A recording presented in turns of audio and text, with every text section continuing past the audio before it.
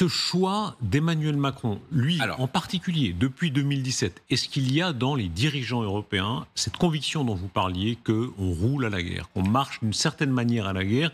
Est-ce que cette conviction, elle est présente? Oui, je crois qu'elle est présente aujourd'hui. Elle est notamment présente en Europe de l'Est, qui se réarme massivement. La Pologne est l'exemple accompli.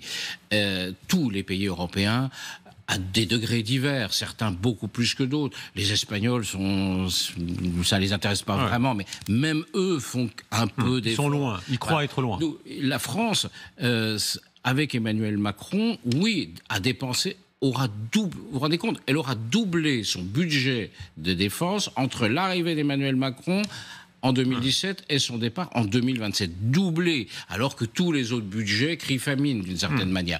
Donc, on voit bien qu'il y a un effort. Notons que ça avait commencé légèrement avant, là encore, c'est l'équipe Le Drian-Hollande qui avait, après les attentats de 2015, entamé le retour. Le poids des traumatismes historiques. Vous dites à quel point la défaite de mai-juin 1940, encore aujourd'hui, on est en 2025, eh bien ça reste un élément, une espèce d'épouvantail présent chez les militaires français. Pas que chez les militaires, et peut-être pas d'abord chez les militaires, mais dans la société française, oui.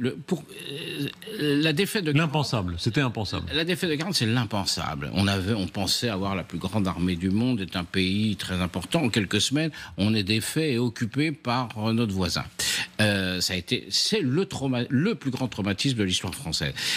C'est ce qui justifie la dissuasion nucléaire. Voilà. Or, la dissuasion nucléaire, elle reste le fondement de la défense en France. Aucun président n'a jamais voulu remettre ça en cause. Et aucun candidat à la présidence ne veut de fait le remettre en cause.